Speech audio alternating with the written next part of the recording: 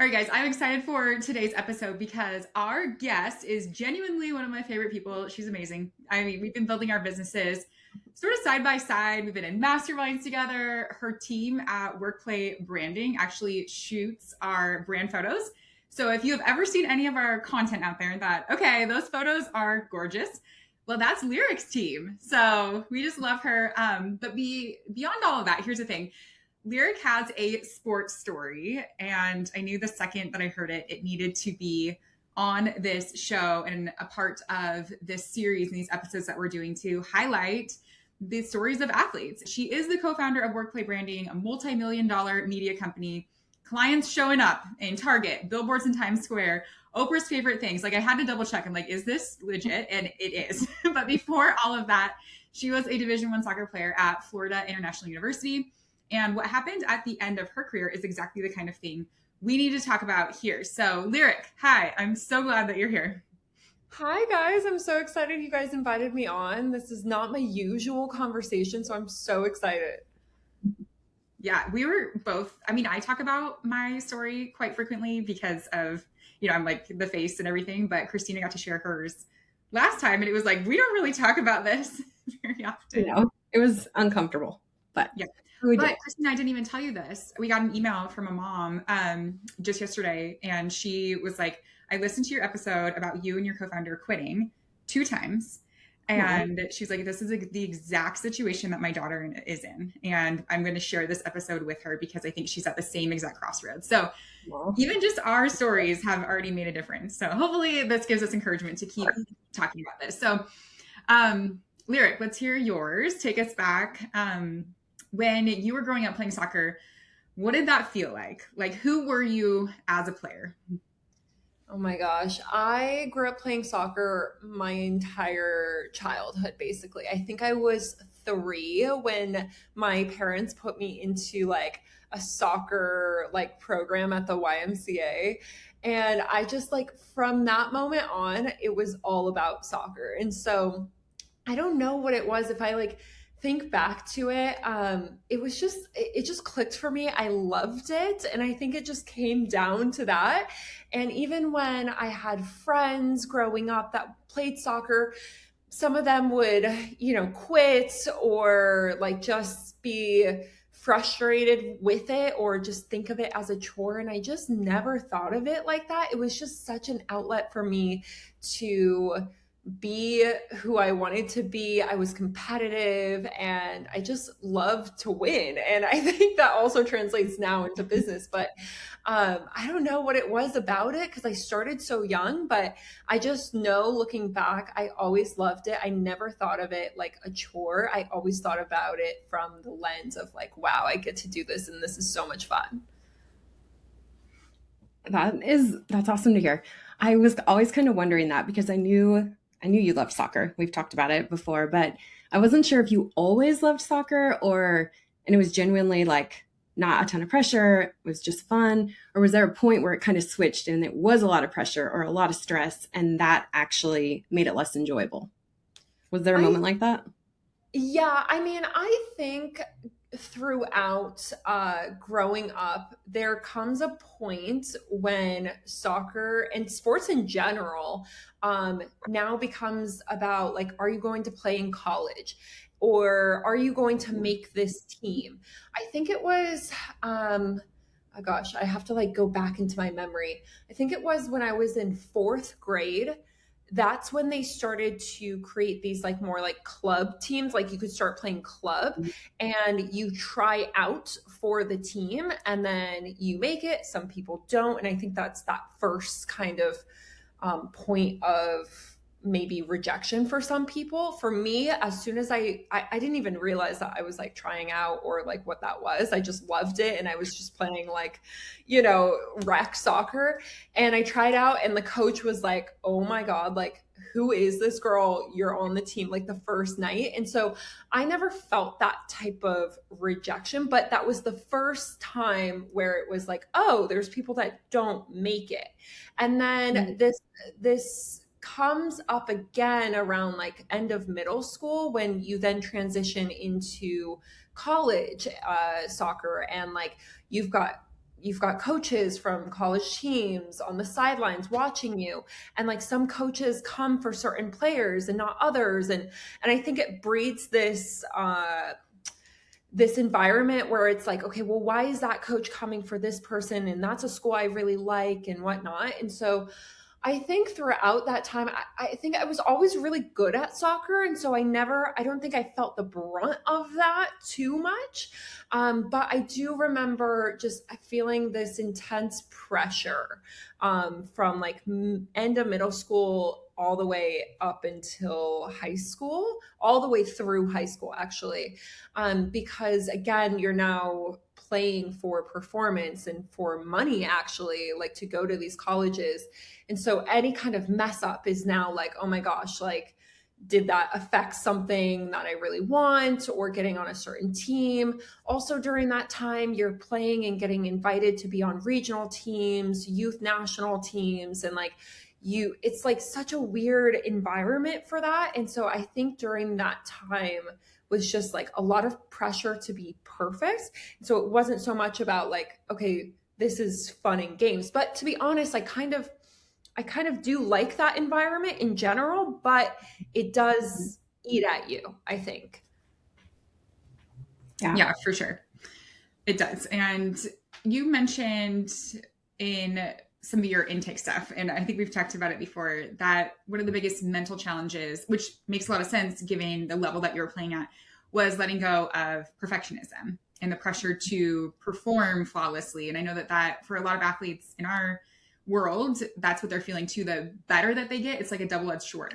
It's like, I'm getting better, I'm getting like what I want, but now I'm feeling immense pressure that I have to be perfect. And it's hard because the more I grip for perfection, the harder it is to just go for it. So I'm curious what that actually looked like for you in your sport. Yeah, totally. Well, I think I would just get in my head, like, okay, there's this big game and I've got to do well because I know that my college coach, for example, that I've already verbally committed, is watching me. And it's like that, it's just a verbal commitment. They could pull that away at any time, right? And so I think that's where it kind of became this mental game for me of like, okay, you have to quiet down that voice in your head and just play. And again, it's like, you're fighting against, okay, this is just fun and this is really competitive, and then this is a job. When you're not getting paid to do this and you're still in high school, in college, that's a completely different story. But I do think there is this level of I've got to perform, not just for my team, but even like the parents, right? I think sometimes people don't realize that the kids actually, they understand that there's this social group with the parents, and like the parents are all having, you know, these, I don't know, conversations with each other. And it's almost like you can feel that the parents kind of take on the identity of the kids in a way. And so you're not just performing for, like I said, college coaches, your teammates, your coach, you're now performing for parents and like what that looks like for them, which is a very interesting dynamic that I don't know. I definitely picked up on it, but I don't know if people even realize that that's what's happening as well. Yeah. Gosh, I still remember that. I'm curious about this. Did anyone ever name it for you? Like, did they say, hey, this is the mental side of your game and here's how you work on it? Or did you just kind of like gain that awareness on your own, white knuckle through it? Like, what was the conversation going on around you? Yeah, there was none of that in like growing up. In college, there was, because they understand that your mental game is so important. And I think also because there's money behind it, right? Like if the team doesn't perform, the coach gets fired. So there's a lot of things at play, and you're also technically getting paid to play because they're paying for your school.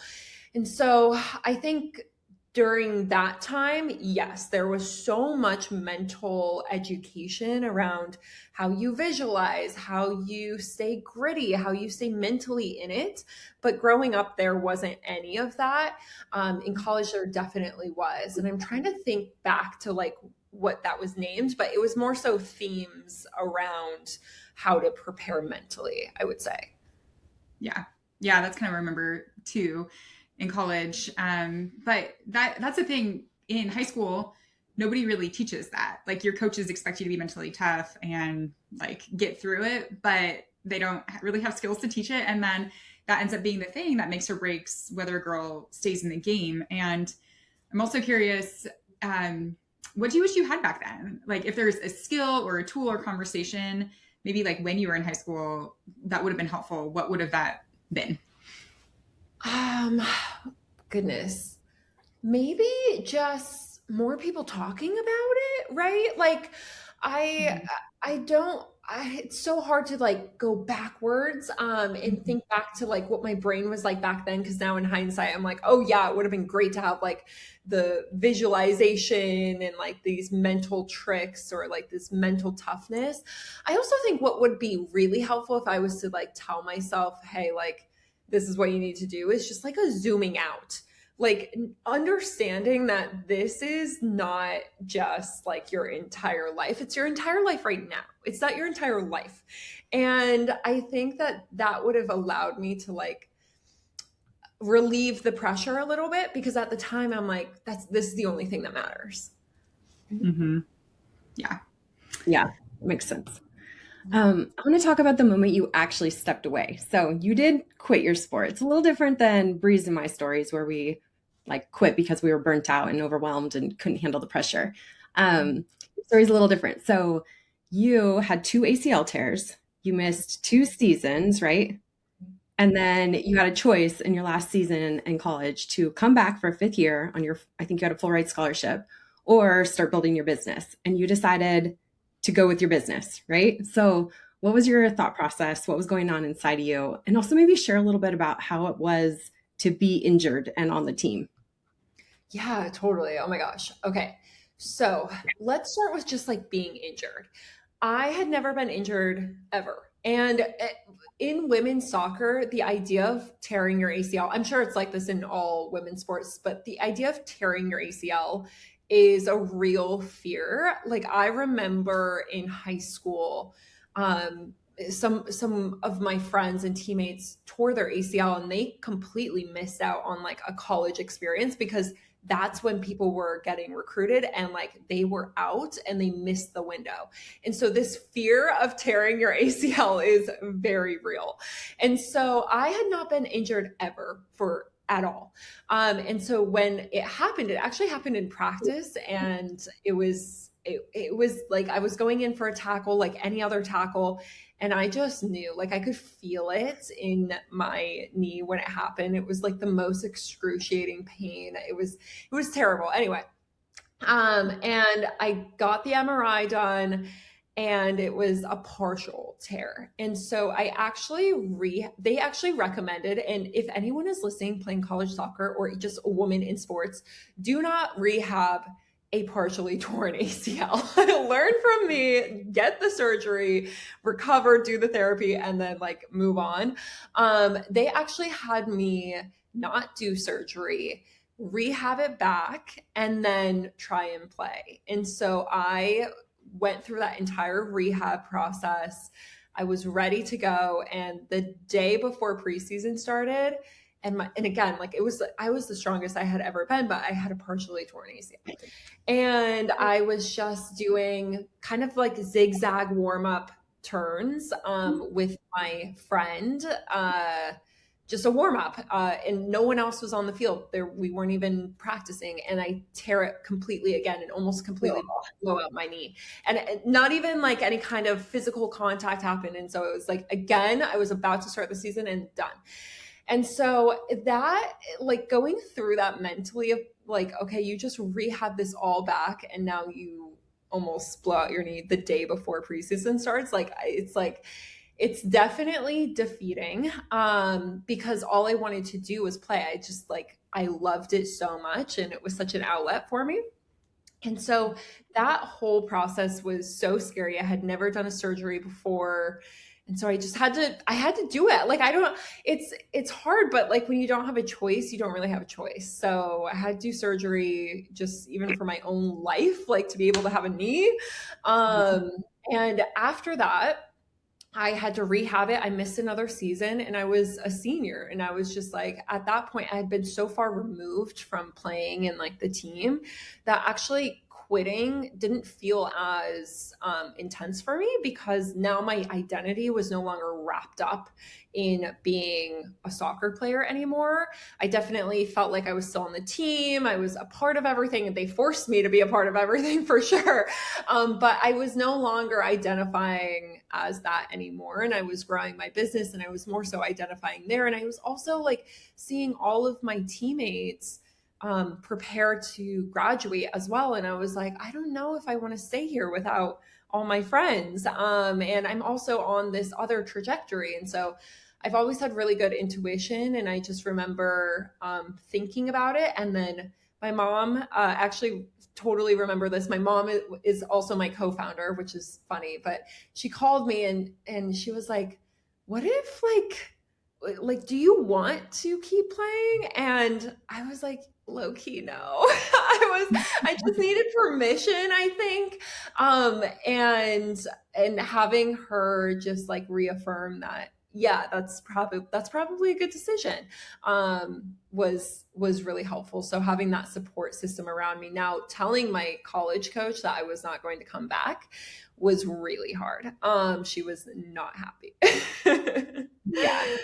That's actually what I was wondering about as you said this, because typically the adults in the lives of these athletes that are making these decisions have opinions about this stuff. So it sounds like your mom was really supportive, and, you know, knowing you and knowing like how you make decisions and your intuition, like she probably was like, yeah, okay, this is like the right thing. But yeah, how was that? How did it land with your coaches, your teammates, maybe other people in your family? Yeah, you know, I like I said, I think I looking back, I was a very good soccer player, and I started from like my freshman year all the way on. And so I was also one of the captains. Even injured, I was still a captain of the soccer team. And so I knew that a lot was riding on me to come back. And I had a lot of expectations to come back. But I think at the end of the day, I've always been so secure in like my intuition, my decisions, even like choosing what college to go to. Everyone wanted me to go to Colorado College, which is in Colorado Springs. It's in the mountains. It's cold. And I'm just not that person. And as soon as I saw Florida International University in Miami, I was like, no, I'm going here. And I don't care that this team is on paper not as good as the other team. And so I don't know. I've always had this really strong sense of like a North Star, what I should do, what's going to be best for me. And I think when you have that, yeah, those conversations are really hard to have with people who have expectations of you, but it doesn't really matter, right? Like your life is so long and sports are such a small section of that you really have to have that internal knowing, and trust that. And so that's what got me through those really hard conversations. Like I said, she didn't even talk to me. I said it. She was like, okay, hang up your jersey and get out, sort of thing. So it wasn't a nice goodbye, I don't think, looking back. Yeah, that's tough all around. But like you said, being self-assured, and we talk like in our world, when we talk to moms about this decision that some athletes are having around like, do I quit and all this, most of the time it's around psychological things that you know, by working on some of these tools, they can actually be helped. But sometimes it is these like really grounded, rooted decisions that they're like, no, I've considered all the options and this is the best for me. And at that point, like if, you know, moms that are listening, if you have a daughter who is experiencing this like Lyrik, or, you know, the best thing to do is to let her walk away. It's not to, you know, keep pushing her towards it. But there's so many people on my, like I said, I saw this more in college. So many girls on my team wanting to quit, and they only stayed because their parents or an expectation, or because there was money on the line and their education was on the line. And there were some people like that did not have support, did not have a strong internal compass. It didn't feel strong enough to walk away based off of how they felt. And there were some really serious mental health issues that happened on that team. And I know even from other women and men at that college, like mental health is a really big issue because of these expectations that are put on you.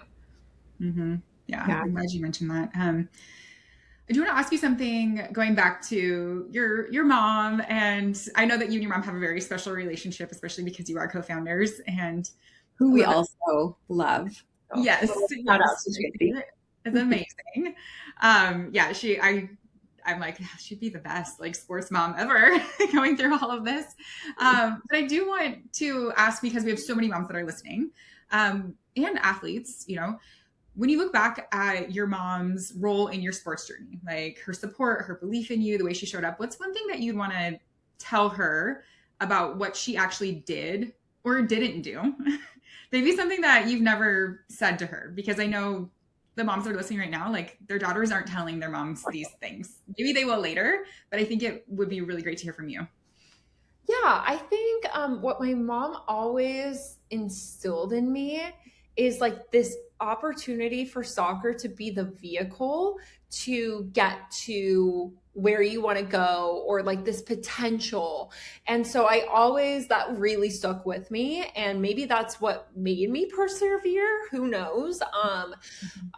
Because she always showed me like these examples of women who got like full ride scholarships, and like the fact that you don't have to come out of school with all of this debt, and like all of this hard work could like pay off in real world good consequences. And so she always showed me the potential of where soccer could get me, essentially. And so I really trusted that, and I believed that, and I saw what that looked like firsthand. I think my mom is also probably just as competitive as I am. And I don't know if that's like a nurture versus nature situation with me. But a lot of my like competitive nature, I think, came from her just energetically, which also probably made me persevere.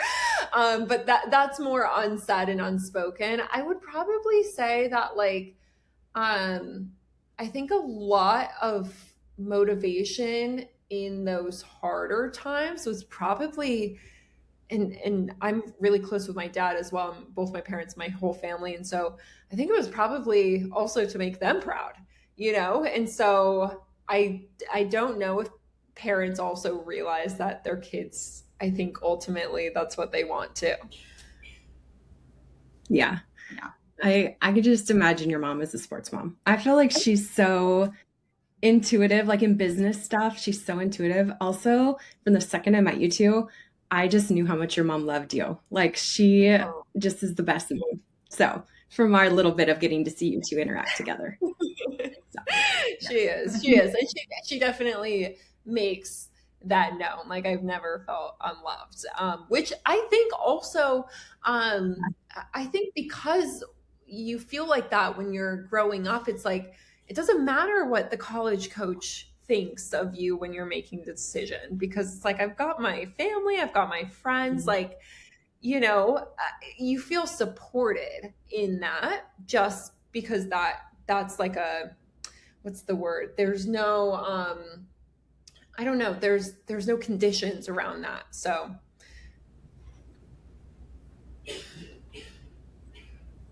Yeah. Okay. Same kind of question, but for the coaches in our audience that are listening, you had coaches that are really high level. And what's one thing that a coach did or that they could have done that would have made a really big difference for you and your mental game?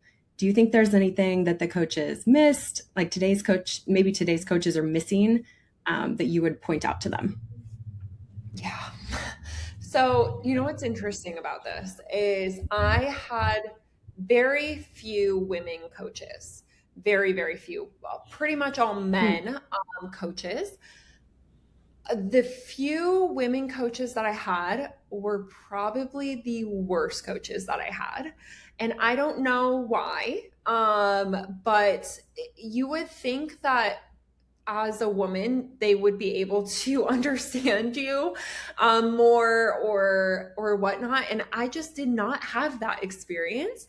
Now, the men coaches that I did have, they weren't also amazing. They weren't all amazing, but I do think that the coaches that didn't do as well, or I felt like we're just kind of messing it up, they just didn't care, about the the personal side of things. And I also think that sometimes I think a good coach can see potential and then push you to your individual potential. And the coaches that did really well could do that. And they could look at one player on the team and give them a really customized plan for moving forward, and not just like a cookie cutter. Like, it's so funny because I don't think they realize everyone talks on the team. Everyone asks each other, like, oh, what did so-and-so say in your evaluation? And it's like, if they're all the same, no one feels like actually seen and heard. And so I think at least with women and young girls, just the fact that you could be seen and heard by your coach, I think is a huge piece of it. One of the best coaches I ever had was my high school coach, Tom Bonnell. Shout out to him. And he had such a knack for just seeing people and seeing their potential and making it fun while still keeping the standard. And so I think coaches struggle with that. And I think also when you get into the college level and now the coach's salary, the coach's career is riding on your performance, you can start to see the ugly come out a little bit. And so I don't know. I think that at the end of the day, you have to really personalize your coaching to each person. Especially the bench players, because they control the culture, I think, more than coaches realize. And if those bench players are not feeling seen, heard, feeling like they're making progress, the whole team hears it because they're usually the ones complaining. Yes, you're spot on. I'm like, I'm still, because since I'm still in it, and I'm like, the season that we had two, role players end up quitting was like the worst season I've ever had as a coach. And I'm like, because I didn't do a good job of like defining their role and making sure that they felt valued, and all of those. I also to add to this, actually, this actually happened in college, is that you can't, the word promote is not correct. I'm just too far into my career. I'm using the word promote. You can't promote someone to captain before, or a leadership role, before they've proven themselves to the rest of the team. And I also think that you can't choose the captains of the team. Like, the team really has to choose the captains. And I saw a lot of coaches get into big trouble with that from a culture standpoint.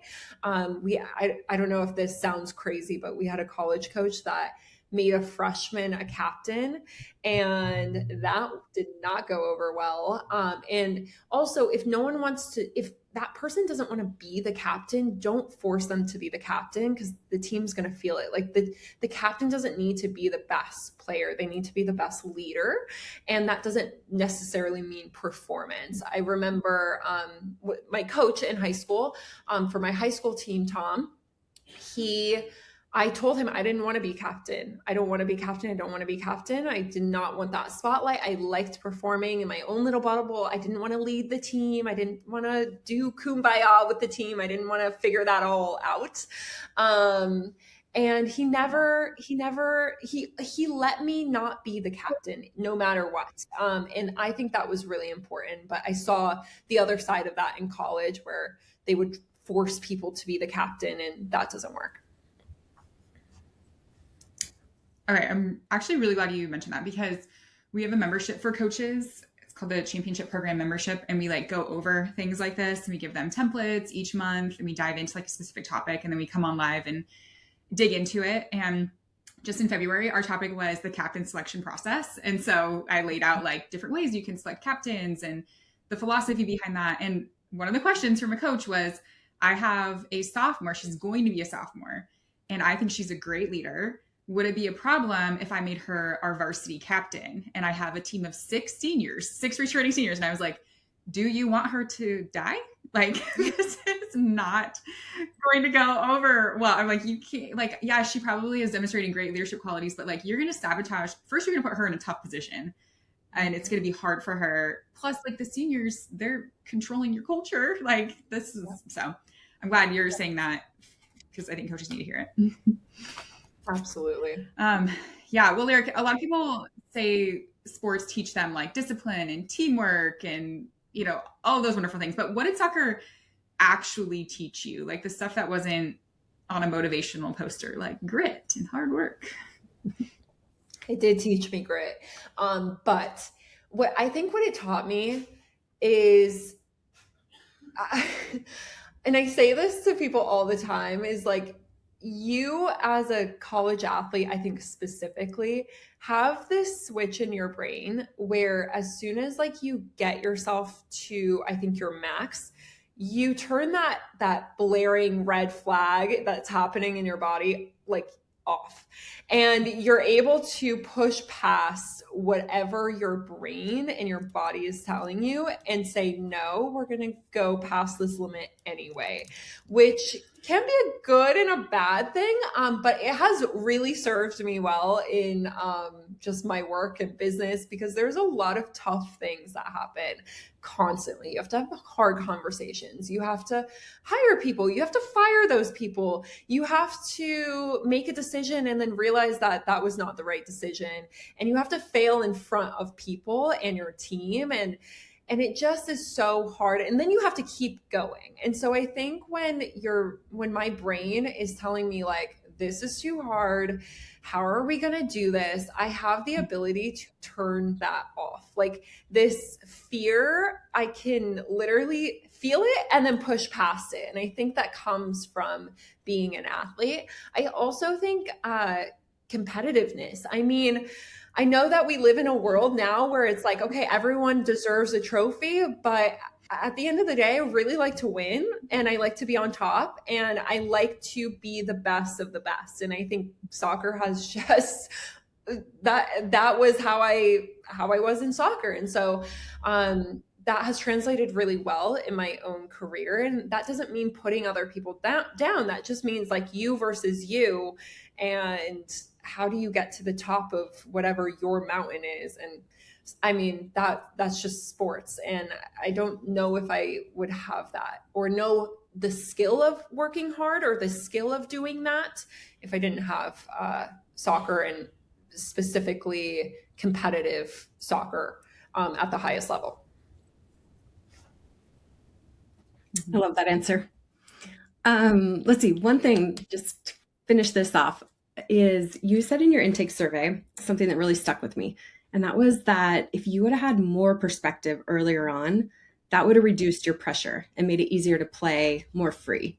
And I think about that there's a lot of context in that like girls today maybe don't see or they don't quite understand yet. So if you were talking directly to like a 14-year-old right now who's starting to sort of lose her love for the sport because the pressure is just, it's too much, what would you actually say to her?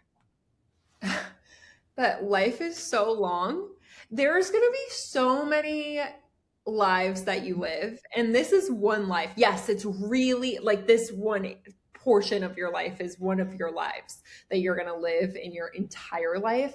And yes, it feels like the only thing that matters, like your friends are doing it. There's a whole society around it, almost like social levels to this. And I get it. And when you're in it, you're in the bubble and it's all you can see. Then you're going to go to college and you're going to have a different bubble. And then you're going to graduate college and there will be a whole nother bubble that you're in of like adulthood. And like and you know what? It's going to feel like very similar to how it's feeling now. So you have to really understand that this is not everything. This is one part of your life, but you're going to feel like this throughout your life. So what an amazing time to practice this, not mental toughness, but like just how you navigate these certain bubbles in your life, and just realize that it's not forever. You're eventually going to move on from the sport, whether you play professional or not. Like it's going to happen. We can't play at this level forever. You're going to have other things that are important to you. and just enjoy it. Like, this is such a finite time of your life. Like, and I know that that's like such a cliche answer. And like, if I take myself back to like being like 16 or 17, I'd be like, okay, cool. Like, just enjoy it. That's easy for you to say. But I truly, it will not always be the most important thing in your life. So enjoy it while it is the most important thing in your life, and do the best that you can, and realize that if you fail, you get to go get back up again. And if you don't want to do it anymore, you don't have to do it. There's going to be so many opportunities to do so many things that you want to do, whether it be the sport or not the sport. So I don't know. I get that it's easy for me to say on the other side and not being in it anymore, but truly the time will come when you exit and you're going to wish that you enjoyed fully all of the good and hard moments. Mm-hmm.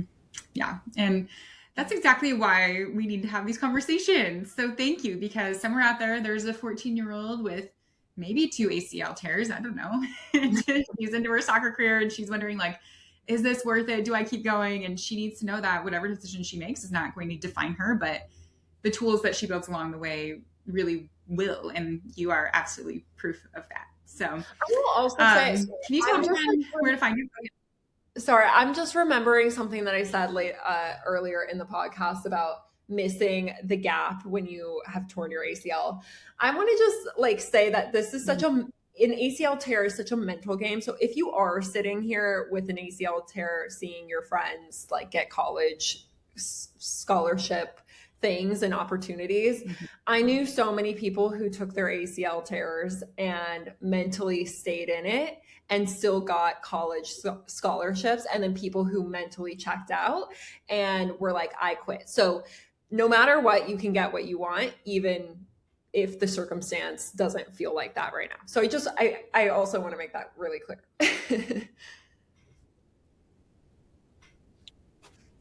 Yeah.